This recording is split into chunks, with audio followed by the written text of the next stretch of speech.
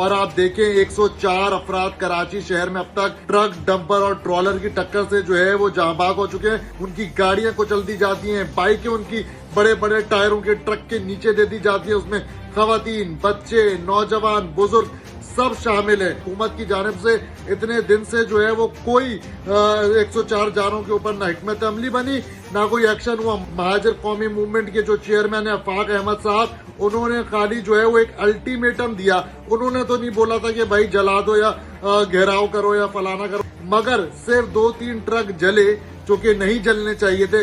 اس کے بعد ہم نے دیکھا فوری طور پہ حکومت بھی ایکشن میں آئی. آفاق احمد صاحب کو جو ہے وہ فوری طور پر گرفتار کر لیا گیا. خیر قانون کے حساب سے سب پر کارروائی ہونی چاہیے، مگر صرف اس شخص پہ کیوں ہونی چاہیے کارروائی جس نے جو ہے وہ ان کو الٹیمیٹم دیا، جنہوں نے 104 افراد کی جانیں لی. ان کے خلاف جو ہے وہ کارروائی کیوں نہیں ہو رہی؟